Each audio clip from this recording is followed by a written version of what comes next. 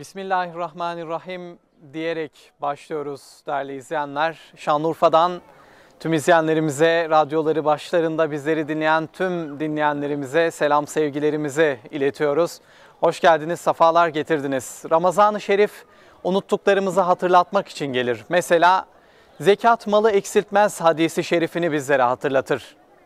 Ya Ayşe, bizim için ayırdığın değil, dağıttıkların bize kaldı anlayışının yüceliğini hatırlatır Ramazan-ı Şerif. 40'ta bir fukaranın sendeki hakkıdır. O biri verirsen 39'u temizlersin. O biri vermediğin anda 39 da kirlenir sözünü hatırlatır. Ve Ramazan bize Hazreti Peygamber'in bir rüyasını hatırlatır. Efendimiz gece rüyamda Cebrail'i gördüm hem de Mikail'le beraber. Cebrail rüyama geldi, tam başucumda durdu. Mikail ise ayaklarımın ucunda. Birbirleriyle konuşmaya başladılar. Biri diğerine beni göstererek dedi ki, şu zatın sallallahu aleyhi ve sellem hali neye benzer? Diğeri cevap verdi.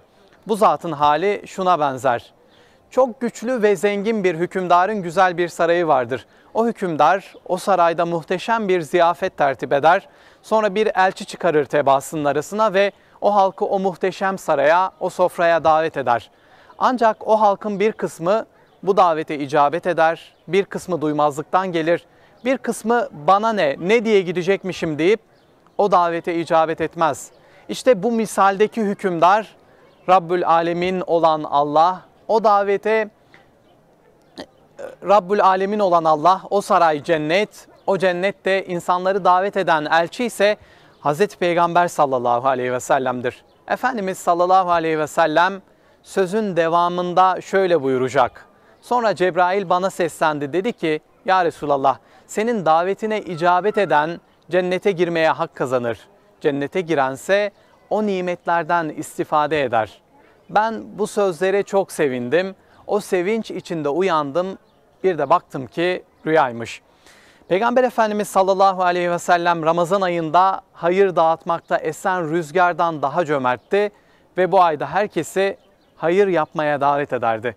Ramazan-ı Şerif bizi Resul-i Ekrem'e her yönüyle tabi olmamız gerektiğini hatırlatmak için de gelir.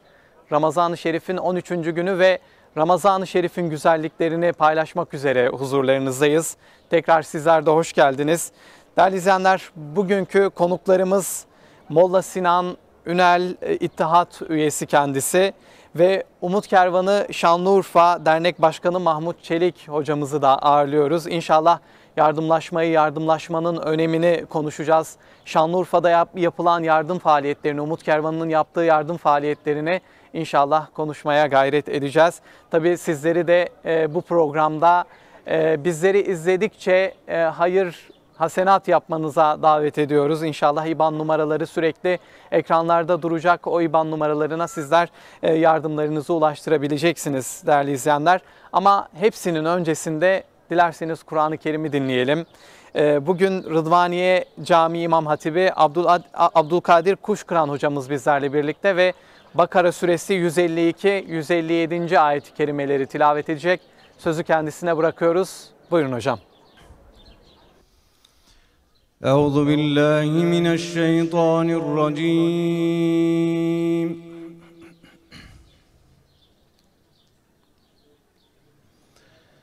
Bismillahirrahmanirrahim.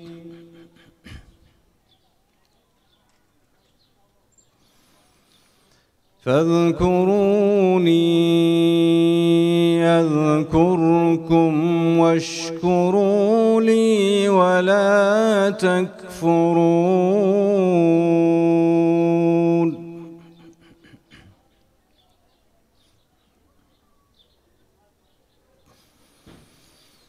يا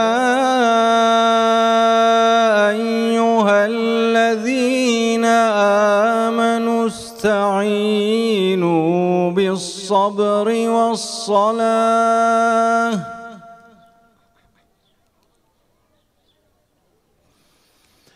إن الله مع الصابرين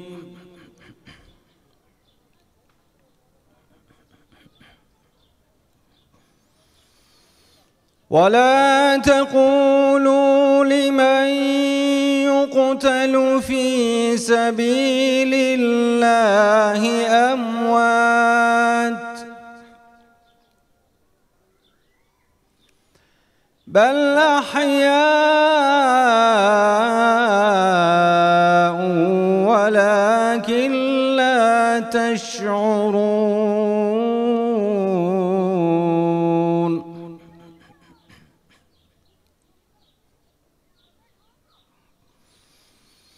ولنبلونكم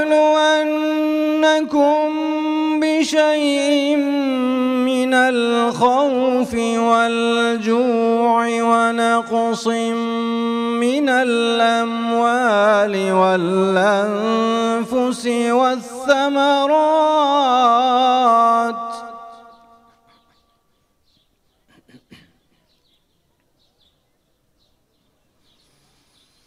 ولنبلونكم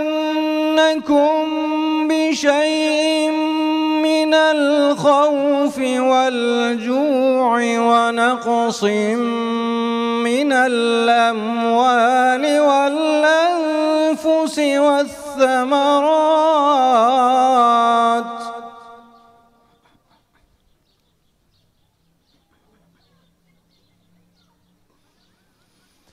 وبشر الصابرين الذين إذا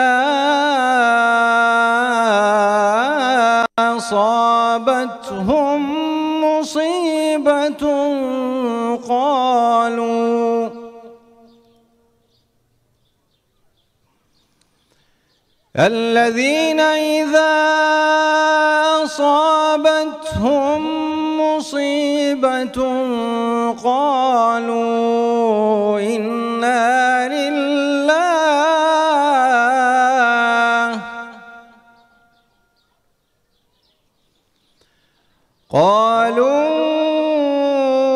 إنا لله وإنا إليه راجعون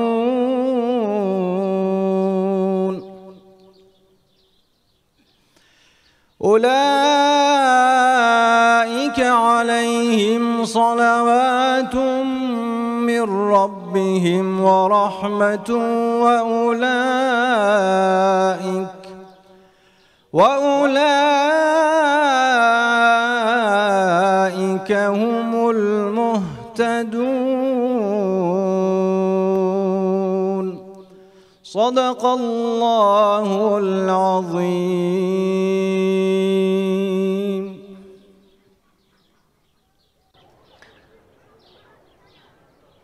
Abdülkadir Kuşkıran hocamıza çok teşekkür ediyoruz tilavetleri için. Değerli izleyenler, tekrar hoş geldiniz diyelim. Şanlıurfa'dan ekranlarınızın karşısındayız ve güzel bir mekandan yayın yapıyoruz.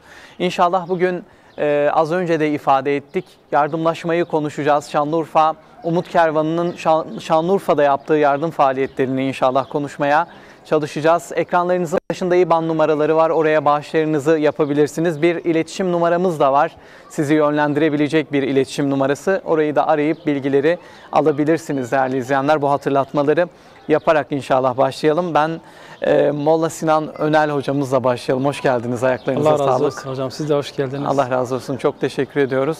Ramazan-ı Şerif geliyor. İşte bu güzellikleri paylaşabilmek adına çok önemli bir fırsat. Bugün de inşallah yardımlaşmayı konuşacağız ama bir hoş geldin faslı yapalım istiyoruz. Nasıl geçiyor Ramazan? Neler yapıyorsunuz? Kısaca böyle anlatırsanız. Allah razı olsun. Teşekkür ederiz. Her sene olduğu gibi Musab hocam, bu sene de Ramazan gerçekten gönüllerimize bereket getirdi, evlerimize bereket getirdi. Tüm güzelliğiyle Rabbimizin bir ikram sofrası olarak görüyoruz Ramazan'ı. Ramazan için güzel bir tabir kullanılır. Denir ki başı rahmet, ortası mağfiret, sonu da cehennemden azat olmadır. İnşallah. Rahmeti geride bıraktık. İnşallah böyle mağfiret günlerine bir geçiş yaptık. İnşallah yavaş yavaş beratımızı almaya doğru da yol alıyoruz. Rabbim nasip ederse, Rabbim bizi o günlere ulaştırırsa inşallah. Ramazan efendim. Bu üç hususta fırsat bilip öyle değerlendirmek Aynen. lazım sanırım. Ramazan elhamdülillah teravihiyle, mukabelesiyle, yardımlaşmayla, sahurlarıyla, iftarlarıyla gerçekten farklı bir atmosfer. Farklı bir atmosfer bize yaşatıyor. Mana aleminde maneviyatın güçlü olduğu, manevi iklimin hakim olduğu ve hemen hemen bütün insanlarda, özellikle bunun idrakinde olan bütün insanlarda o değişimi görebiliyoruz. O duyguları yaşayabiliyoruz. Eyvallah. Rabbim gereği gibi istifade edenlerden eylesin Amin. inşallah. Çok teşekkürler. Tekrar hoş geldiniz. Allah razı olsun. Mahmut Çelik hocamız, Umut Kervanı Şanlıurfa Dernek Başkanı bizlerle birlikte. Hoş geldiniz. Hoş bulduk hocam. Ayaklarınıza sağlık. Allah razı olsun. Allah razı olsun. Öncelikle Ramazan size mola değil, aslında daha fazla koşturma getiriyor sanırım. Çünkü birçok mağdur muhtaç aile var. Hepsine ulaşmaya çalışıyorsunuz. Sizin için nasıl Ramazan, neler paylaşacaksınız? Allah razı olsun. Hocam önce bize bu imkanı verdiği için sizin adınıza Rehber TV'ye çok teşekkür ediyoruz. Allah razı olsun. Allah razı olsun. Hem bizim Cümlenizden. hem fakir ve yetimlerin sesi oldunuz. Eyvallah. Allah razı olsun sizden. Cümlenizden inşallah. Ramazan deyince aslında bizim için bereket ayıdır, rahmet ayıdır. Ramazan deyince Urfa'da hayır aklına gelir, yardımlaşma gelir. Ki biz şu an Hazreti İbrahim'in makamındayız elhamdülillah. Ramazan bizim için çalışma demektir. Evet, Biz inşallah. Ramazan'da daha çalışıyoruz. Daha çok fakir ve yetimlere ulaşmaya çalışıyoruz. Aynı zamanda bunun yanında da hayır sahiplerine, esnafa da gidiyoruz. İkisinin arasında bir mekik dokunuyoruz. Onlardan alıp ona teslim ediyoruz. Allah razı olsun. Peki. Allah size razı olsun. Çok teşekkürler. Allah razı olsun. İnşallah bu hoş geldin faslı olsun. Biz Nezir abimiz bugün bizlerle birlikte. Nezir Güler. İnşallah sözü kendisine bırakacağız. Abi sizler de hoş geldiniz. Ayaklarınıza sağlık. Allah razı olsun. Buyurun, sözü size bırakıyoruz ilk eseriniz için. Buyurun, Allah razı olsun.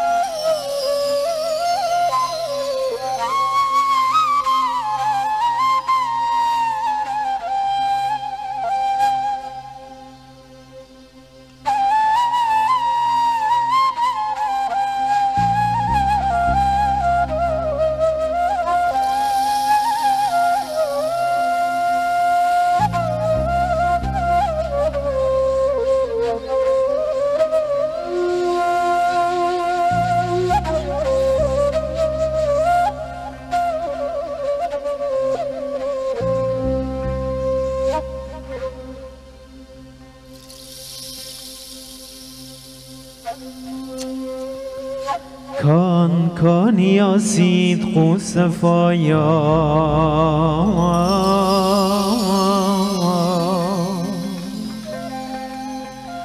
كان محمد مصطفايا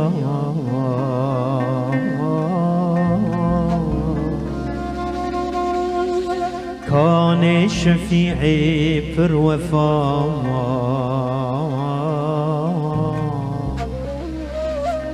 كان محمد مصطفى كان قلو شاه لطيف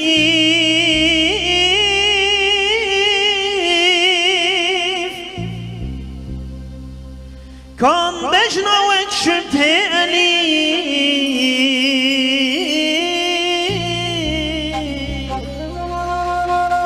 مسكن روضة شريف كان محمد مصطفى مسكن روضة شريف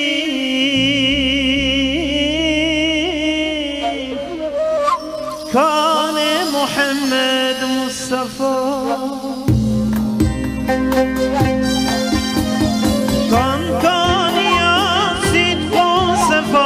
كان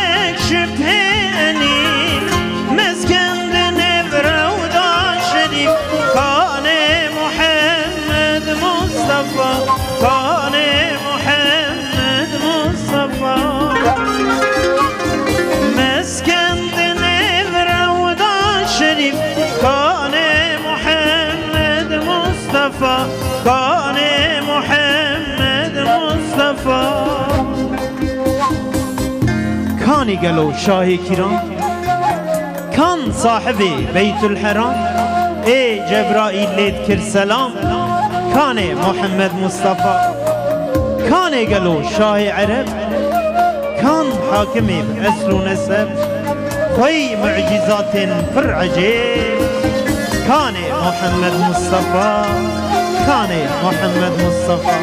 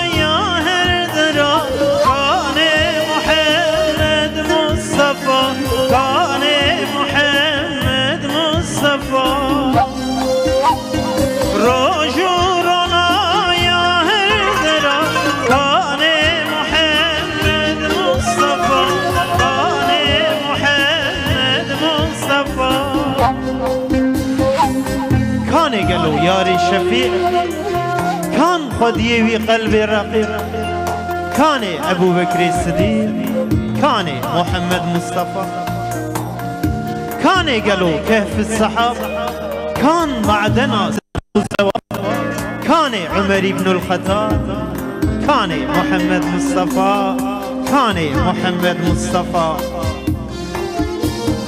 كان قالوا بحر عمان كان جامع جملة قرآن كان عثمان بن العفان كان محمد مصطفى كان محمد مصطفى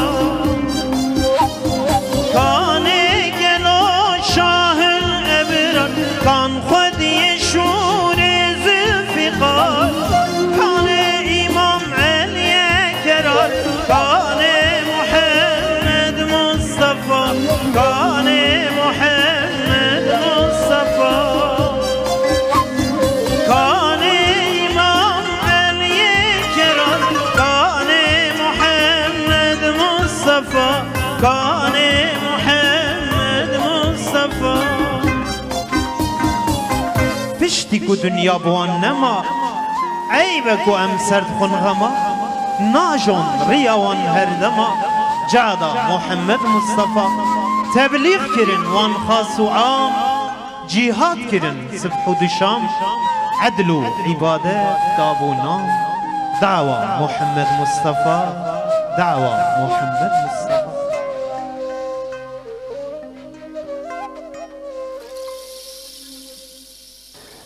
Nezir Güler'e çok teşekkür ediyoruz. Ağzınıza yüreğinize sağlık, Allah razı olsun.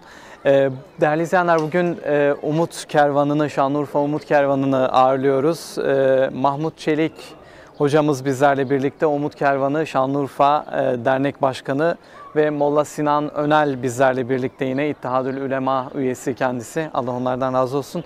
Tekrar hoş geldiniz diyelim ve şöyle başlayalım. Ramazan ayı mahrumları sevindirme fırsatıdır diyoruz ya. Evet. Neden Ramazan ayında daha önemli yardım yapmak ki Peygamber Efendimiz sallallahu aleyhi ve sellem Ramazan ayında esen rüzgar gibiydi hayır yapma. Öyle bir fırsat olarak görürdü. Biraz öyle başlayalım. Neler söyleyeceksiniz? Evet. Buyurun. Şimdi hayatın her alanında olduğu gibi Allah Azze ve Celle لَقَدْ كَانَ لَكُمْ فِي رَسُولِ اللّٰهِ اُسْوَةٌ حَسَنَ buyurmuş. Yani hayatımızın her alanında kendimize örnek edineceğimiz bir peygamber bize göndermiş. Allah Resulü Aleyhisselatü Vesselam'ın hayatında nasıl ki ibadetlerimiz, orucumuz, namazımız vesaire ibadetlerimizi onu örnek alıyorsak, aslında bu anlamda da yani Allah yolunda harcama, Allah yolunda cömertliğin nasıl olması gerektiği konusunda yine kendisini örnek alacağımız şahsiyet Allah Resulü Aleyhisselatü Vesselam'dır. Bu konuda Allah Resulü Aleyhisselatü Vesselam'ın hayatına baktığımızda adeta Allah yolunda vermeyi hayatın esası kabul etmiş. Hiçbir zaman malı yanında biriktirmemiş. Evet. Sürekli vermiş, sürekli vermiş. Ramazan ayında daha da cömert olmuş. Zaten ahlakında cömertlik vardı. Aslında ümmetine bir mesaj. Kendisinden sonra gelen ümmetine bir mesaj verme adına Ramazan ayında özellikle sevapların 1'e 700'e kadar yükseldiği bu ayda sahabesini, kendisinden sonra gelen ümmetini hayra teşvik etme adına ne yapmıştır? Ramazan ayında kendi şahsında bir temsiliyet olsun diye Ramazan ayında gerçekten cömertliği zirveye çıkmış. Bol bol dağıtmış, asla malı yanında tutmamıştır ve bu konuda da sahabeye de bunu tavsiye etmiş, ümmetine de bunu tavsiye etmiştir. İnşallah bu ayda bizler de Allah Resulü'nün bu ahlakını alırız. Bizler de mahrumları sevindirme adına, mustazafları sevindirme adına, ihtiyaç sahiplerinin ihtiyaçlarını giderme adına Peygamber Efendimiz'de örnek alarak bu ayda inşallah biz de aynı cömertliği göstermeye gayret göstereceğiz inşallah. Bu şuna da fırsat değil mi değerli hocam? Cimrilikten cömertliğe alışma fırsatıdır da aslında. Aynen, evet. Ramazan-ı Şerif. Çünkü bazen yanılgıya kapılabiliyoruz, endişeye düşebiliyoruz. Dünyalık için yani acaba işte biriktirmezsek yarın öbür gün başımıza bir iş gelebilir mi? Saklayabiliyoruz malı ama bu Ramazan ayı ona da bir fırsat kapısı açıyor sanırım. Cimrilikten cömertliğe alışma fırsatı olarak siz de ifade ettiniz, Allah razı olsun. Peki cimrilik neden kötü ya da vermezsek ne olur? Bu soruyu da sorarak devam edelim. Şimdi Musab hocam, cimrilik bir hastalıktır aslında. Yani cimriliğin temelinde iman zayıflığı vardır. Tevekkül zayıflığı vardır. Çünkü Malikül Mülk olan Allah rızka kefil olacağını vaat ediyor.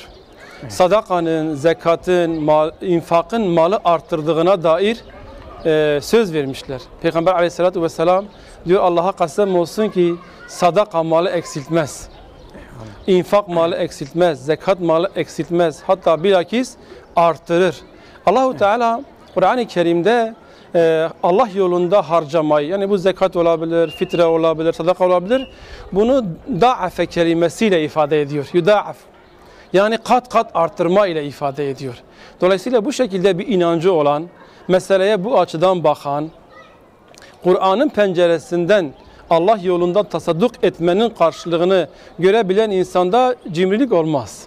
Allah'a gerçek anlamda tevekkül eden, Allah'a dayanan, bu konuda Allah'ın Kur'an'da verdiği mesajı görebilen, ona gerçekten iman eden insanlar cimrilik hastalığına yakalanamazlar. Evet. Bunun en güzel örneğini bir sahabe hayatında görüyoruz. Allah Resulü Aleyhisselatü Vesselam'ın dizleri dibinde büyüyen sahabe, Kur'an'ın mesajlarına yürekten iman ettikleri için, Peygamber sallallahu aleyhi ve sellemin ağzından çıkan kelimelere yürekten iman ettikleri için asla bu hastalık onlara bulaşmamış. Allah yolunda tasadduk etmede yarışmışlar. Hayırda ayette yarışmışlar. Asla bitecek, yok olacak, eksilecek böyle bir düşünceye asla kapılmamışlardır. Kur'an-ı Kerim Musab hocam cimriliği kınamış. Ayet-i kerimede de buyuruyor Leys suresinde, diyor ve emma men bekhile ve istagna ve kezzebe bil husna. Diyor nefsinde cimrilik yapan, yani malında cimrilik yapan ve kendisini ihtiyaçsız gören. Yani benim Allah'a ihtiyacım yoktur, benim hayır yapmaya ihtiyacım yoktur, benim malımın zekatını vermeye ihtiyacım yoktur şeklinde iyiliği yalanlayan, iyiliğe umursamayanları Allah-u Teala büyük bir zorluğa koyacağını, büyük bir zorlukla karşı karşıya getireceğini onu tehdit ediyor. Hatta ayetin devamında buyuruyor ki وَمَا يُغْنِ عَنْهُ مَالُهُ اِذَا تَرَدَّى. Hatta diyor vefat ettikten sonra o biriktirdiği serveti, malı asla ona bir fayda sağlamayacak. Eyvallah. Allah razı olsun. Gerçekten önemli. Ramazan-ı Şerif bu programlarda bu hatırlatmaları yapmak için bir fırsat. Sizler de güzel ifade ettiniz. Allah razı olsun. İnşallah vesile olur bu tarz hastalıklardan kurtulmaya. Şanlıurfa Umut Kervanı bizlerle birlikte. Onlara da söz hakkı vermek isteriz. Şanlıurfa'da yardım faaliyetleri ne aşamada, neler yapıyorsunuz? Ramazan öncesinden başlayalım aslında. Hangi hazırlıklar yapıldı ve Ramazan'da şu anda neler yapılıyor? Mahmut Çelik Hocam sizden dinleyelim. Buyurun. Allah razı olsun hocam. Cümlemiz sağ olsun. Hocam biz Umut Kervanı olarak Şanlıurfa'da Ramazan'dan önce 3 aylar başlarından biz 3 tane komisyon kuruyoruz. Bu komisyonların vasıtasıyla hayır sahiplere ulaşmaya çalışıyoruz. Evet, Onları ziyaret ediyoruz. Üşür zekat bağışları varsa biz diyoruz ki kendi eliyle gelin buradaki fakir ve yetimlere biz dağıtalım ve duaları birebir alalım. Araya kimse girmeden hem o ortamı görün. Eğer siz o hayır sahibi olarak görünmek istemiyorsa biz size bir Umut Kervanı ile ki bizim gönüllü üyemiz olarak beraber ziyaret edelim ve onları duaları birebir alalım. Biz 3 ayların başında bunu yaptık. Elhamdülillah güzel geçti. 3 aylarda biz yüzlerce aileye hem gıda paketi ulaştırdık. Bunun yanında hem de kırmızı et ulaştırdık. Hayır sahiplerin sayesinde bu oldu. Allahu Teala onlara razı olsun. Onlar hayrlarını kabul etsin inşallah. Eyvallah. Allah razı olsun. Şu an Ramazan'da da aynı şeyimiz tempo devam ediyor. Yine komisyonlarımız çalışıyor, sahadadır. Hem fakirleri tespit etme konusundan hem zenginlere ulaşma konusundan biz sahadayız, çalışıyoruz. Elhamdülillah bu konuda şeylerimiz güzel gidiyor. Eyvallah. Ama Urfa öyle bir yer ki adeta fakirlerin cennetidir. Eyvallah. Urfa'da fakir çok. Mesela kırsal mahalle, yani hani mesela geçenlerde bir tane hayır sahibi bizimle geldi. Biz Eyüpiye bölgesine gittiğimizde adam neredeyse dedi ki ya bu mahalle hepsi fakir. Eyvallah. İnşallah Öyle bir yerdeyiz. o sahadaki gördüklerinizi anlatalım ama evet. şöyle bir hatırlatma yapalım izleyenlerimize tekrar. Değerli izleyenler, bağış yapmak isteyenler için bir telefon numaramız var. Onu arayıp bilgi alabilirsiniz. Aynı zamanda yine IBAN numaraları sürekli ekranlarınızın üzerinde duracak. Oraya da bağışlarınızı yapabilirsiniz ki Şanlıurfa Umut Kervanı o yaptığınız hayırları muhtaçlara ulaştırabilsin. Bunu da bir kez daha hatırlatmış olalım. Evet. Şimdi sahada neler görüyorsunuz? Onu nasıl mağduriyetler var? Özellikle bunları anlatmanızı isteyeceğiz sizlerden. Mağduriyetler maalesef asrımızın en büyük hastalığı madde bağımlıdır. Gittiğimiz birçok aile ya eşi ya oğlu madde bağımlısıdır. Evet. Veya cezaevinde tutukludur. O madde bağımından dolayı tutukludur. Maalesef büyük kısmı bunlardır. Ama bunun yanında yetim ailelerimiz var. Yoksulluk ve muhtaçlık sanırım çekmiş onları oraya. Aynen öyle, evet. Öyle. Çünkü aile reisi eğer bağımlıysa o eve bir şey getiremiyor ki. Aynı zamanda iş de bulamıyor. Hani bağımlı olan biri kim işi verebilir ki? Kim yanında çalıştırır? Bu büyük bir sıkıntıdır. Bunun yanında yetim ailelerimiz var. İşte 3, 4 veya 5 tane yetim çocuğu var ve kadın tek başınadır. Mağduriyet şeydedir. Bunun yanında hasta olanlar var. Hastadır, çalışamıyor ve bu hasta olduğu için bir yerde yardım da alamıyor. Çünkü eşi vardır. Mesela belki yetim ailenin bir duluk maaşı vardır ama bunların öyle bir imkanları da yok. Onun için gerçekten aslında görmek lazım. Eyvallah. Aslında sahaya inip görmek lazım. Hani bazı şeyler anlatılıyoruz ama anlatmak gibi değildir. Fakir çoktur. Mesela bizde şu an 1250 aile bizde şu an yardım bekliyor. Bunlara yardım edilmesi gereken ailelerdir. Evet biz gidiyoruz yüzlerce aileye yardım ediyoruz ama rakam yüksektir. 1250 aile bayağı yüksektir. Ama elhamdülillah biz uğraşıyoruz, çalışıyoruz. İnşallah hepsine ulaşmaya çalışacağız. Bir de Şanlıurfa'da şöyle bir durum var. Şimdi kentte kırsal bölge, kentte gözle görülebilen yerler var. Mesela vatandaş görebiliyor onları ama kırsal bölgede çok ciddi mağduriyetler var sanırım. Evet. Kırsal bölgelere de ulaşıyorsunuz. Oradaki mağduriyetleri siz görebiliyorsunuz sanırım. Şanlıurfa'da bizim 7 ilçede de temsilcilerimiz var. Evet. Biz o temsilcilerle beraber ilçedeki o kırsal bölgelere de ulaşmaya çalışıyoruz. Onların rakamları ben buradan anlatamıyorum. Onlar ayrı bir şeydir yani. Onlar her temsilcimiz her birinde 100, 150, 250 aile fakir onlarda da var. Ve mağduriyetler çok daha fazla. Tabii sanırım. Ben anlattım sadece Urfa merkezi ben anlatıyorum. Gerçekten olay çok vahim. Hele bu ekonomik krizi yükü daha da artırdı. Ne bileyim bu pandemi geldi, o yükü biraz daha arttırdı. Dolayısıyla eskiden şu an yetim, fakir bunlar müracaat ediyordu. Ama şu an asgari ücretle çalışan da gelip müracaat ediyor. Çünkü diyor asgari ücret bana yetmiyor. Kiracı ise gerçekten insan bakıyor, mağdurdur. Ama biz derecelendirme yapıyoruz. Tespit komisyonu evlere gidince birinci, ikinci, üçüncü derece biz derecelendirme yapıyoruz. Önce birinci derece veriyoruz. Yardım yeterse 2'ye geçiyoruz. Evet. Yeterse 3'e geçiyoruz.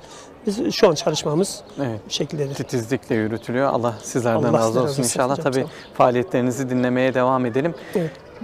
Hocama dönmek istiyorum ben. Böyle bir tablo var. Mahmut Hocam anlattı. Gerçekten ciddi mağduriyetlerin yaşandığını ifade etti. Böyle ciddi mağduriyetlerin yaşandığı bir toplumda peki imkanları olanlara hangi görevler düşüyor? Neler yapmaları gerekiyor? İslam ne emrediyor bu konuda? Onu da size soralım hocam. Evet. Şimdi Musab Hocam, malumunuz Allah Azze ve Celle fakirlik de, zenginlik de imtihanın bir parçasıdır. Allah-u Teala dünyanın dengesini sağlıklı bir şekilde yürütmek için toplum arasında kimisine mal vermiş, onu zengin kılmış, kimisi de imtihan gereği, yani belki tecrübesizlik, akılsızlık, yeteneksizlik diye bir şey yok. İmtihan gereği Allah-u Teala onu da fakir kılmış. Ama Eyvallah. bu fakirlerle zenginler arasında dengeyi sağlama adına da zenginlerde fakirlerin hakkını da zenginlerin malına koymuş. Ve Yüce İslam dini her fırsatta o zenginin malından fakire aktarma yollarını belirlemiş. Mesela işte zekattır, fitredir, sadakadır. Mesela bir yemin kefareti diyor 10 tane fakiri doyur. Orucunu bozduğun zaman bilerek 60 fakiri doyur. Yani sürekli o zenginin malından fakire bir aktarma talep etmiş, söz konusu olmuş. Burada nedir? Allah-u Teala diyor evet, imtihan gereği ben seni fakir yaptım, seni de zengin yaptım ama zengine şu mesajı veriyor. Zengin olabilirsin çünkü Allah-u Teala diyor ve mimma razaknahum yunfikun. Benim size verdiğim rızıktan. Demek ki o rızkı, o bolluğu ona ihsan eden, kendi fazlından ona veren Allah Azze ve Celle'dir. Aynı Allah sana o malı, o mülkü, o zengine, o malı, o mülkü veren aynı Allah o maldan da fakiri gözetmesini, onun ihtiyaçlarını gidermesini de talep ediyor.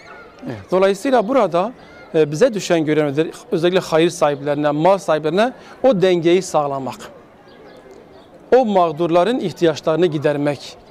Aradaki sevginin, muhabbetin oluşmasını sağlayacak Allah'ın hakkı olan o malın o ihtiyaç sahiplerine, o asıl sahiplerine aslında ulaşmasını sağlamaktır. Ki istenmeyen tablolar ortaya çıkmasın değerli evet. Selam. Şimdi soruyu tersten de aslında sorabilirdik. Yani biz sürekli yardıma teşvik ediyoruz ama yardım yapmazsak ne oluru da konuşabiliriz ki evet. Mahmut Hocam da ifade etti. Birçok istenmeyen tablo ortaya çıkıyor. Bağımlı aileler mi dersiniz, farklı durumda olan aileler mi dersiniz? Maalesef öyle tablolarla da Şimdi Musab Hocam, şimdi Resulullah Aleyhisselatü Vesselam Allah'ın Habibidir, Allah'ın Peygamberi olduğu halde fakirlikten Allah'a sığınmış. Eyvallah. Çünkü fakirlik aslında ihtiyaç sahibi olmak, fakir olmak birçok kötülük yollarını da insana açıyor. Bugün başkanımın da ifade ettiği gibi birçok çocuğun tinere bulaşması, bağımlı olması, hırsızlık çetelerinin eline düşmesi, hatta affedersiniz fuhuş bataklığına düşmesinin altında yatan temel sebeplerden bir tanesi de bu durumdur. Yani ihtiyaçlarını giderememedir. Evindeki ihtiyacın fazlalığıdır, evini geçindirememesidir. O fakirlik halidir ki maalesef bunu da gözlerimizle müşahede ediyoruz ki işte bundan dolayı Rabbimiz bunları bildiği için sürekli zenginlere fakirleri gözetmesini emretmiş. Evet. Burada da tabii toplum olarak biz zarar edeceğiz. Bugün toplumda ne kadar uyuşturucu içenler çoğalırsa, hırsızlık yapanlar çoğalırsa, işte fuhuş çoğalırsa o denli hepimiz aynı geminin içerisinde olduğumuz için olumsuz anlamda hepimiz bundan olumsuz etkileneceğiz yani. İmkanı olanlar o tabloları gördükleri zaman şikayet etme hakkına sahip değiller. Çünkü bir görev yerine getirilmemiş ve o insanlar ona mahkum edilmiş maalesef. Peki hocam çok teşekkür ediyoruz. Allah razı olsun. Bilal abimiz bizlerle birlikte, Bilal Güler. İnşallah tekrar sözü onlara bırakacağız değerli izleyenler. Az önce kıymetli hocamız da ifade ettiler. Önemli bir sorumluluğumuz var. Bu mağduriyetleri ortadan kaldırmak gibi bir sorumluluk. Onun için ihtiyaç sahipleri için yardımlarınızı bekliyoruz. Bir kez daha ifade etmiş olalım. Bilal abimiz bizlerle birlikte, sözü tekrar kendisine bırakıyoruz. Buyurun abi.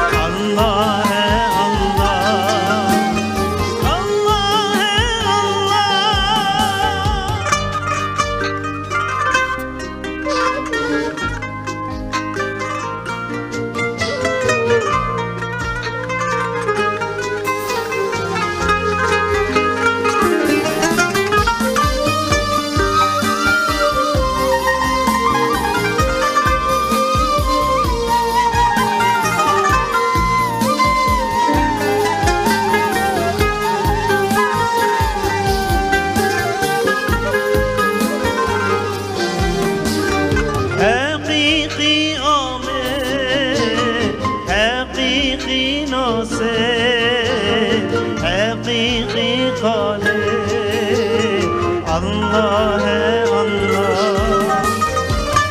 حكم عادل دين كامل دايم ايدي الله الله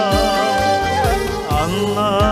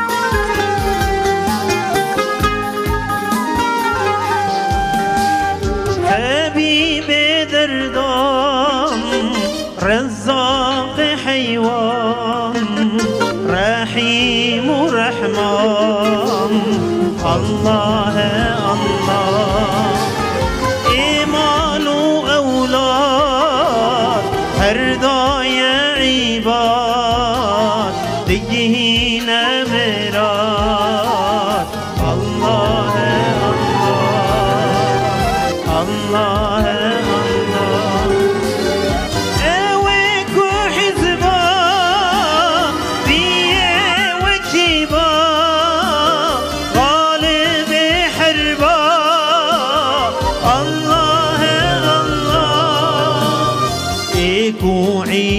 عبادت شوي راهر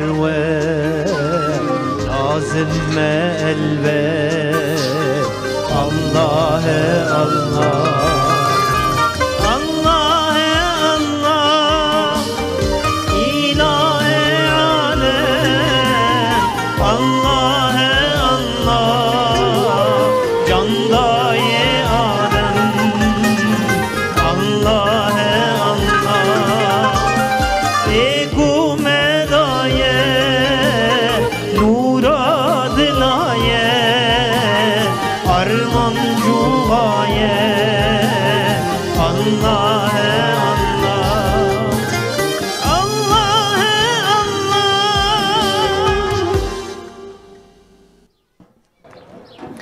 Şanlıurfa'da Balıklı Göl'ün hemen yanı başında ve birçok peygamberin izini taşıyan birçok mekanın yanı başından yayınımıza devam ediyoruz değerli izleyenler. Şanlıurfa Umut Kervanı'nı bugün ağırlıyoruz. Ve İttihadül Ulema üyesi Molla Sinan Önel hocamız bizlerle birlikte, Mahmut Çelik hocamız bizlerle birlikte. İnşallah Ramazan ayında özellikle İslam'ın yardımlaşmaya verdiği önem, Şanlıurfa'da yapılan yardım faaliyetlerini konuşmaya devam ediyoruz. Mahmut hocamla ben devam edeyim. Şimdi önemli çalışmalar, faaliyetler yapılıyor ama bunlar Ramazan'la sınırlı değil. Birçok projeniz var, birçok proje yürütüyorsunuz. O projelerden biraz bahsedelim ve bunları yürütürken neye ihtiyacınız var, neye ihtiyaç duyuluyor daha fazla? Öyle devam edelim böyle. Hocam aslında projelerin en büyüğü Allahu Teala bize ayet-i kerimede bildirmiş yani. Eyvallah. Hani malın zekatını herkes verirse zaten fakir kalmaz. Bu büyük bir proje değil mi? Kesinlikle. Herkes zekatını verirse zaten fakir kalmaz. Kesinlikle öyle. Evet, ama bunun yanında biz mesela Suriye ile çalışıyoruz. Umut Kervanı Vakfı ile beraber Suriye, İdlib, gerek Resul Ayn belgeleri yardım gönderiyoruz. Bunun yanında Afrika'da su kuyuları var, yardımlarımız orada devam ediyor. Şu an Afganistan'da çalışmalarımız var. Mesela yarın değil öbür gün bizim yetimlerle ilgili bir iftar yemeğimiz var. Hani biliyorsun Ramazan'ın 15'i Yetimler Günü'dür. Eyvallah. Yetimler Günü münasebetiyle biz inşallah yetimlere bir iftar yemeği vereceğiz. Eyvallah. Elhamdülillah bu tabi bizimle olmuyor. Bu hayır sahiplerinin desteğiyle oluyor. Bize ne kadar destek verilirse biz de daha çok proje geliştiririz. Onlar üzerine çalışırız inşallah. Evet inşallah. Yetimlerle ilgili yemeğin çalışması devam ediyor. Bugün bağış yapmak isteyen olursa yetiştirebilir sanırım. Biz sayıyı artırırız. Evet. Evet yani hani bize bağış gelirse şu an belli bir miktar şeyimiz var. Ama bağış bugün gelirse biz o sayıyı artırırız. Evet. 2-3'e katlarız. Urfa'da çok yetim. Evet, birçok yetim ailenin orada iftar açmasına Aynen vesile öyle, olmak evet. gerçekten büyük bir hayır, büyük bir iş olur inşallah. Allah Evet. razı olsun. Şimdi İslam yardımlaşmaya büyük bir önem veriyor değerli Seydan ve vakıflar da özellikle Umut Kervanı gibi vakıflar bu işin tam böyle ortasında duruyor. Köprü görevi görüyorlar. Onlar da önemli bir misyon üstlenmişler. Sizler çalışmalarıyla ilgili neler söylersiniz? İslam'ın yardımlaşmaya vakfa verdiği önem nedir? Buyurun, öyle devam edelim. Hocam bu vakıf çalışmaları gerçekten insan incelediğinde yani Kur'an ve sünnetin belirlediği çizgide bir çalışma yürütüyorlar.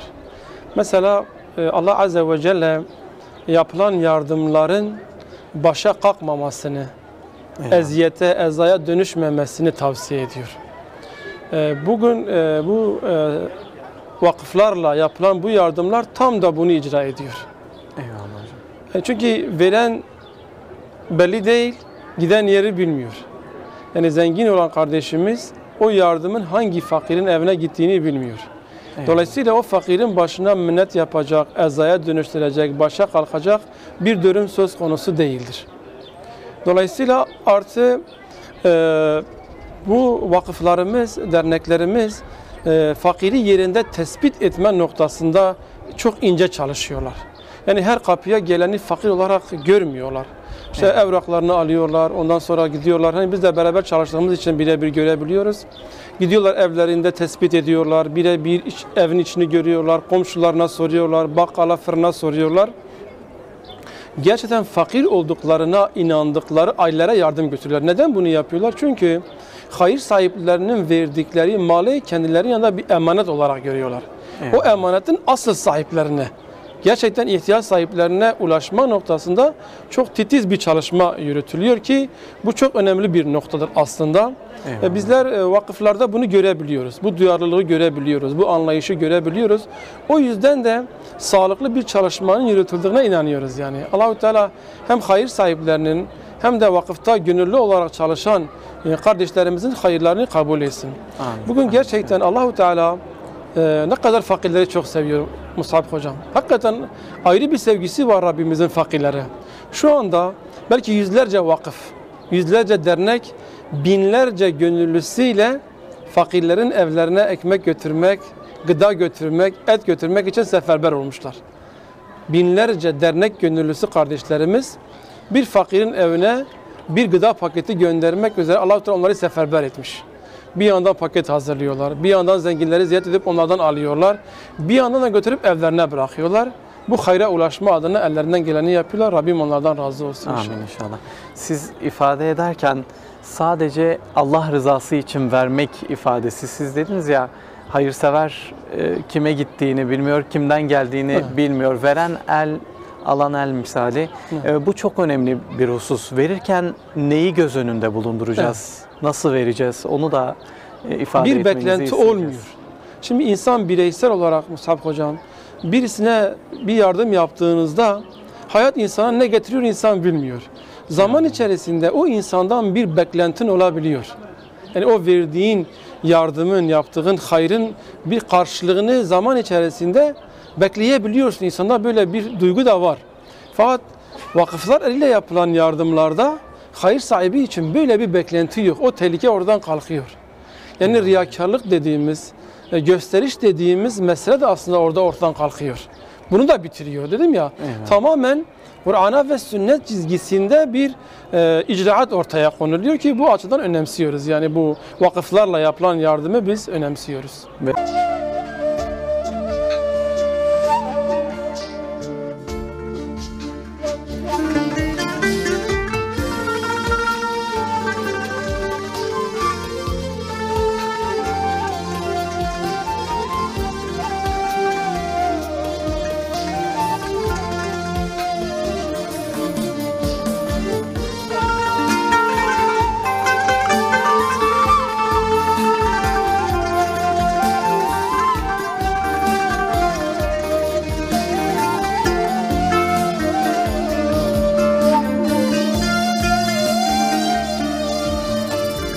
Günahım çok büyük, affeyle Allah. Nefsimin şerrinden koru inşallah.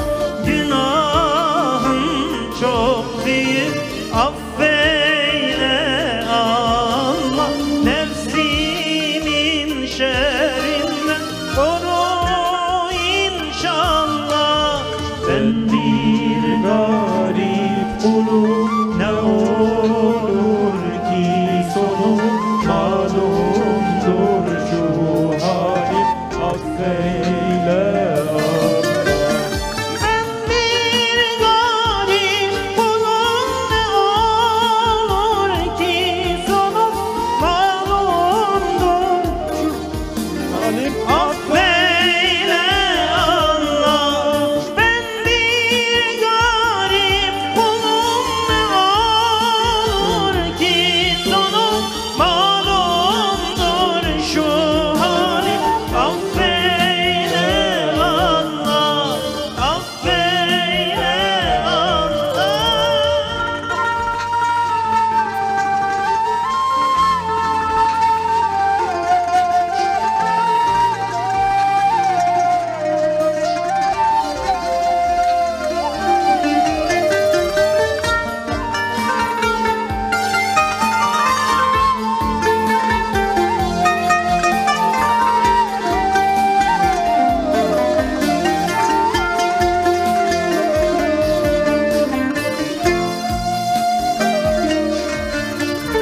Sen beni yaradansın, Halıksın anla. Her şeyin sahibi, Maliksin Allah. Sen beni yaradansın, Halıksın Allah. Her şeyin sahibi, Maliksin Allah. Ben bir garip kulum, ne olur ki sonum malumdur şu halim, affeyle Allah. Ben bir garip kulum, ne olur ki sonum malumdur şu halim, affeyle Allah. Ben bir garip kulum, ne olur ki sonum malumdur şu halim, affeyle Allah, affeyle Allah. Bilal Güler'e çok teşekkür ediyoruz. Allah razı olsun. Değerli izleyenler, devam ediyoruz. İftara doğru yol alırken Ramazan-ı Şerif'in güzelliklerini de paylaşmaya devam ediyoruz. Bugün Şanlıurfa Umut Kervanı'nı ağırlıyoruz ve yardım faaliyetlerini konuşuyoruz inşallah. Mahmut Çelik hocamız bizlerle birlikte, Şanlıurfa Umut Kervanı Derneği Başkanı. Bir de Molla Sinan Ünel bizlerle birlikte, İttihadül Ulema üyesi. Tekrar hoş geldiniz diyelim. Allah razı olsun. Programımıza devam ediyoruz. Uzunca bir ara oldu. Değerli Selam, şöyle güzel bir söz vardır, onu aktarayım isterseniz. 40'ta bir fukaranın sendeki 40'ta bir fukaranın sendeki hakkıdır. O biri verirsen 39'u temizlersin. O biri vermediğin anda 39 da kirlenir. Aynen. Çok güzel bir söz. Bu da zekat ve sadaka vermenin önemini aslında ortaya koyuyor.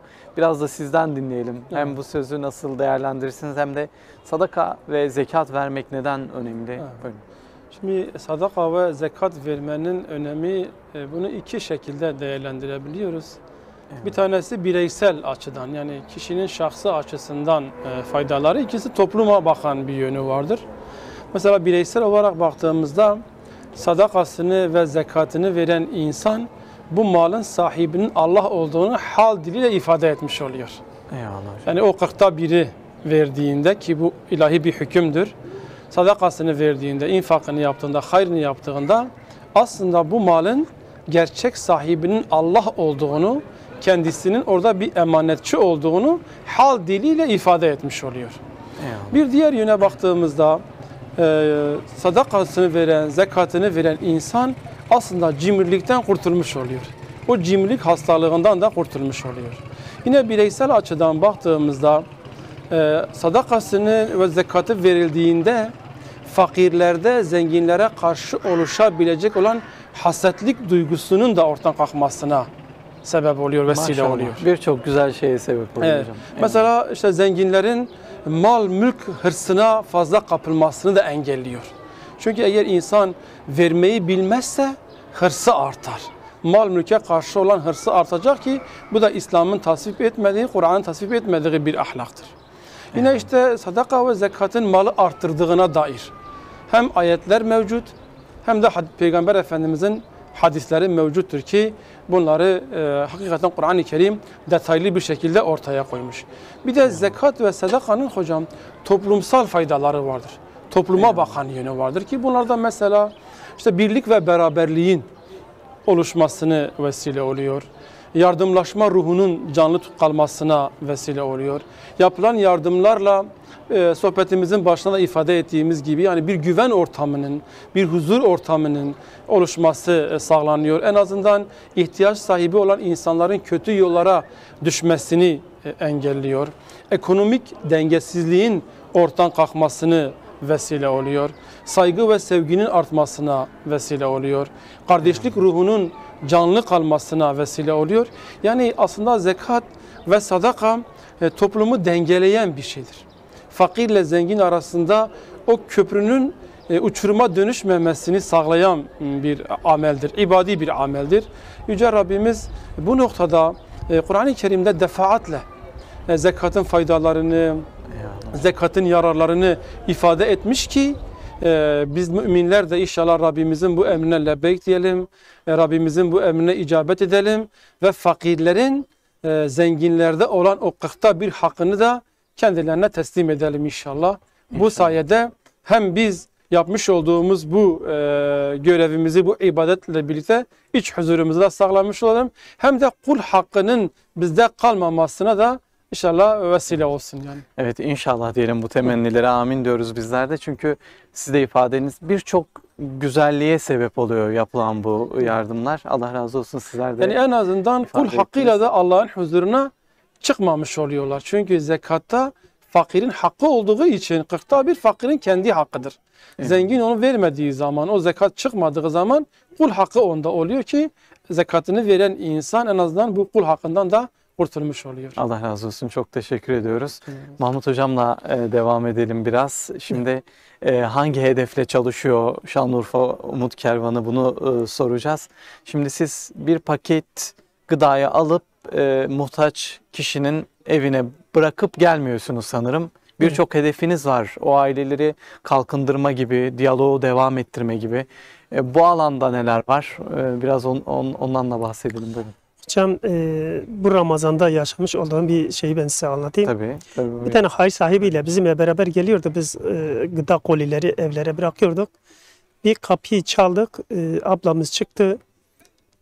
Böyle bize bakınca duygulandı yani. Dedi gerçekten sizin isminiz tam yerini bulmuş. Evet. Dedim abla hayırdır ismimiz? Dedi Umut Kervanı. Dedi gerçekten benim evde erzağım şeyim bitmişti ve siz kapımı çaldınız. Gerçekten umut oldunuz Umut yani. oldunuz. Eyvallah. Ve bu isim dedi tam yerini bulmuş yani. Eyvallah. Biz de dedik Allah razı olsun duasını aldık. Hocam sizin de belirttiğiniz gibi evet biz fakire gıda paketleri götürüyoruz. Et götürüyoruz. Giyim getiriyoruz ama biz bununla yetinmiyoruz. Biz diyoruz ki acaba bu yetim aile, bu fakir aile bizden sonra durumu nedir? Eyvallah. Ve biz bir proje başlattık. Komisyonlarımızla beraber biz bir akşam her akşam bir eve gidip ziyaret ediyoruz. Ailelerimizle beraber gidiyoruz. Telefon açıyoruz. Diyoruz ki biz çay içmeye geliyoruz. Ve biz gidip onları bir de evinde dinliyoruz. Bunun çocuklarla ilgili bir problemi var mı? Bize anlatamadığı bir şey var mı? Hani kapıda her şey anlatılmaz. Eyvallah. Bize anlatılmasa ailece gidiyoruz. Bayanlar anlatır yani. Hani çocukları eğer yetişmişse biz onları camiye, Kur'an kursuya, medreseye davet ediyoruz. Kötü bir huyu varsa, bir alışkanlığı varsa biz onunla ilgileniyoruz. Onları o şeyden kurtarmaya çalışıyoruz. Yani örneğin geçen biz bir eve gittiğimizde bize dedi ki işte bir okulda bir öğretmen bizim çocuğa şöyle bir şey sormuş. Biz hemen onu araştırdık. Öğretmenin böyle bir şey sorma hakkı var mı yani? Tamam belki bayan tek başına peşine düşemiyor, gidemiyor ama elhamdülillah bu konuda da biz fakir ve yetimin yanındayız. Gidip evinde hocam. Oturuyoruz, derdini dinliyoruz. Onları Allah dertleriyle dertleşiyoruz. Allah razı olsun. Allah size razı olsun. Sadece böyle karınlarını doyurup üst baş almak değil, gönüllerini de doyurmak lazım. Evet. Varsa ihtiyaçları, farklı yönde ihtiyaçları onları da gidermek lazım. Bu yönde Tabii gerçekten önemli, güzel bir proje olmuş. Allah Evet. razı olsun inşallah. Evet. Biz bunu pandemiden önce zaten başlatmıştık. Böyle bir projemiz vardı. Araya bir buçuk yıl bir pandemi şey girdi. Elhamdülillah şu anda o projemiz devam ediyor. Ve biz bu vesileyle hem yetimin evini ziyaret etmiş oluyoruz, fakirin hem de derdini yerinde dinlemiş oluyoruz. Kaynağından alıyoruz yani onu. Eyvallah. O Allah razı olsun. derdini öğrendikten sonra çözümü kolay oluyor Allah'ın izniyle. Eyvallah. Allah razı olsun inşallah. Allah Tabii razı olsun. bu diyaloglarda yaşadığınız böyle anılar da var değil mi? Tabii ki. Anlatmak isterseniz dinlemek isteriz. Hocam geçen bir tane abla derneğe geldi. Dedi benim evimde benim eşyam, yağım bitmiş dedi. Hani malum yağ fiyatları da çok yükselmiş. Ben de tam liste çıkarmıştım. Dağıtıma çıkacaktık. Ben o listeyi abla gösterdim. İsmini görünce inan ki bile oturup ağladı yani. Eyvallah. Yani hani evde eşyası bitmiş, derneğe kadar gelmiş ama biz ondan önce onun hazırlığını yapmışız. Eyvallah. Biz Eyvallah. paket Allah hazırlamışız ve listeyi ben kendisine götürdüm. Abla oturdu ağladı yani dedi. Allah size razı olsun. Eyvallah. Gerçekten hani böyle şeyler yaşıyoruz.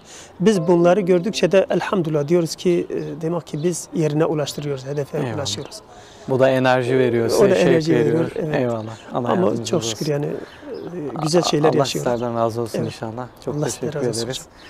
Bir tabir vardır. Allah ayağınıza taş değdirmesin ki Allah bu razı olsun çalışmalar inşallah Allah razı olsun. devam etsin. Çok teşekkür ediyoruz. Şimdi tabii vereceğiz ama Allah-u Teala bunun yanında da birçok müjde veriyor verenlere. Yani burada sevindirin mazlumu, mağduru, yetimi. Ben de sizi sevindireceğim diyor. Nasıl sevindirecek bizi Seyyidem? Allah-u Teala ne Allah müjdeler Azze ve veriyor? Celle cennette inşallah bizi cennetlerine yerleştirerek Eyvallah. o cenneti uiddet lil muttakin diyor, yani takva sahipleri için hazırlamış olduğu o cennet nimetleriyle inşallah bizi sevindirecek. İnşallah. Resulü Aleyhisselatü Vesselam cennet. evet, yani Eyvallah. ayet-i kerimede de İnna Allah iştera minel mu'minine enfusehum ve emvalehum bi enne lehumul cennet. Allah diyor müminlerin mallarını ve canlarını cennet karşılığında satın almıştır. Eyvallah. Allah Resulü Aleyhisselatü Vesselam da Allah yolunda malını tasadduk edenlere cenneti müjdelemiştir. İnşallah Rabbim bizleri o müjdeye nail eylesin.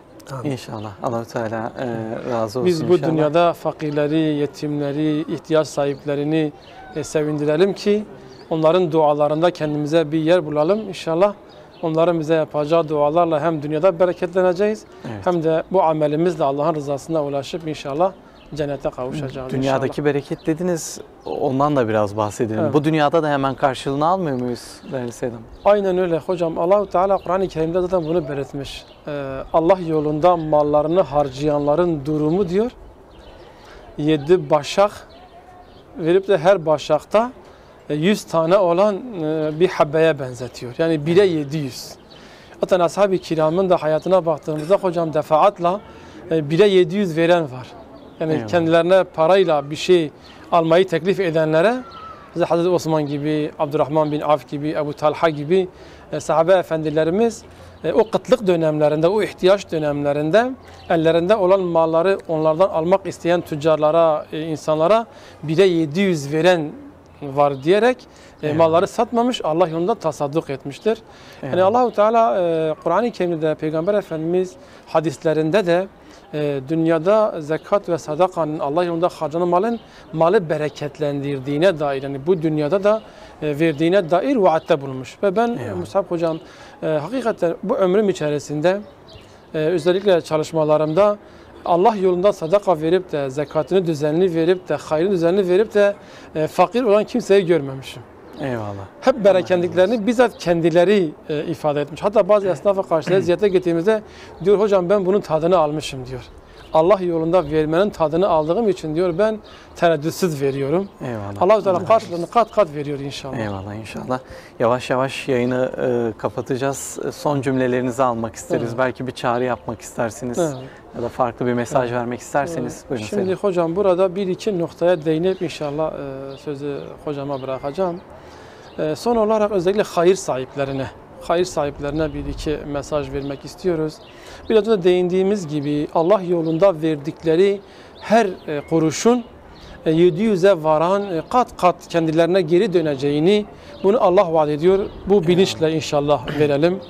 Bu malım, zekat ve sadaka ile malımızın temizleneceğini, malımızın bereketleneceğini, malımızın muhafaza edileceği kanaatimiz otursun. Bu konuda Rabbimizin vaadi vardır. Yine şu noktaya inşallah diyoruz dikkat edelim. Peygamber Efendimiz sallallahu aleyhi ve sellem buyuruyor. İttekun nara velev bi şiqqi temre. Yarım hurmayla dahi olsa dünyada sadaka vererek kendinizi cehennem ateşinden koruyunuz. Eğer biz bugün Allah'ın bize verdiği bu malı Allah yolunda harcamasak, tasadduk etmezsek Allah azze ve celle diyor öbür alemde yani ahirette bütün dünyayı feda etseniz de fidye olarak verseniz bile sizin kurtuluşunuza vesile olmayacak. Dünyada vereceğimiz yarım hurma kadar sadaka ahirette feda edeceğimiz dünyadan daha büyük tesiri bizde oluyor. İnşallah bu şekilde meseleye bakalım. İnşallah. Son olarak şunu ifade ediyorum. Bütün hayır sahiplerinden ricamız gelin hep beraber bu rahmet, bu bereket, bu mağfiret ayında fakirlerin, yetimlerin, ihtiyaç sahiplerinin dualarında kendimize bir yer bulalım inşallah. İnşallah. Allah razı olsun. Çünkü onlarla Allah arasında perde yoktur. İnşallah. Biz de bu hayırlı günlerde, duaların makbul olduğu bu günlerde duanın geri çevrilmediği bu dua şeklinde kendimize bir yer bulalım inşallah. İnşallah. Allah razı olsun. İttihadul Ulema üyesi Molla Sinan Öner, çok teşekkür ediyoruz sizlere. Ayaklarınıza sağlık. Allah sizden de razı olsun. Rabbim hayrınızı kabul etsin inşallah. Allah razı olsun. Mahmut Hocam, son olarak sizler neler ifade etmek istersiniz? Hocam aslında Seydamız anlattı. Gerçekten bu Ramazan'da bir verip de 700 alma varken bence bu fırsatı kaçırmayalım. Evet inşallah. Bu vesileyle biz hem fakir yetimi sevindirelim hem de kendi malımızı muhafazaya alalım. İnşallah. Gelsinler, bizimle beraber dolaşsınlar, görsünler. Bir de kendi eliyle versinler. Evet. O tadı alsınlar. Evet. Kendileri gelip o şeyi görsünler yani. Eyvallah. O ortamı bir görsünler. Evet. O huzuru bulsunlar. Evet. Gerçekten aslında biz fakirlere yardım ederken biz rahat ediyoruz. Biz fakiri rahatlatmıyoruz. Biz kendimiz rahat ediyoruz. Biz en az eve gittiğimizde diyoruz elhamdülillah biz görevimizi yaptık. Bugün de yetimleri, fakirleri sevindirdik. Onlar da gelsinler bu sevince ortak olsunlar. İnşallah. Bu vesileyle bütün hayır sahipleri hayra davet ediyorum. Özellikle bu Ramazan ayında, bu rahmet bereket ayından herkesi bu hayra davet ediyorum. Peki. Onlar da gelip bu sevince ortak olsunlar bu sevince. Allah yar ve yardımcınız olsun Allah çalışmalarınızda inşallah. Çok teşekkür ediyoruz. Mahmut Çelik, Umut Kervanı, Şanlıurfa Dernek Başkanı. Çok teşekkürler. Ben teşekkür Ayaklarınıza ederim. sağlık. Allah razı olsun. Seyirde selam. Çok teşekkür ediyoruz tekrar. Biz teşekkür ediyoruz. Allah razı olsun sizden. İnşallah Çok sağ olun. cümlemizden. Değerli izleyenler, bugün de son sözü inşallah sanatçı abimize bırakacağız. Bilal abimize de çok teşekkür ediyoruz. Ayaklarınıza sağlık. Allah razı olsun inşallah. Kur'an-ı Kerim tilaveti için Rıdvaniye Camii İmam Hatibi Abdülkadir Kuşkıran'a da çok teşekkür ediyoruz. Allah Teala razı olsun ve kameraların arkasında görmediğiniz ekibimiz canhıraş çalıştılar. Onlar da Ramazan-ı Şerif'in güzelliklerini paylaşmak adına onlara da teşekkür ediyoruz. Kimin emeği varsa hepsine çok teşekkürler. Allah razı olsun. Kendilerine çok teşekkür ediyoruz. Bu arada Radyo Urfa'da canlı yayın yapıyor. Radyo Urfa'daki gönül dostlarına da selam sevgilerimizi iletiyoruz. Allah kendilerinden razı olsun inşallah ve son sözü Bilal abimize bırakıyoruz. Bu niyazla bizler de noktalayalım. Allah-u Teala yaptığınız yardımları, tuttuğunuz oruçları, okuduğunuz hatmi şerifleri, yaptığınız duaları katında makbul buyursun. Efendim hayırlı iftarlar, hayırlı akşamlar, hayırlı Ramazanlar diliyoruz. Allah'a emanet olun.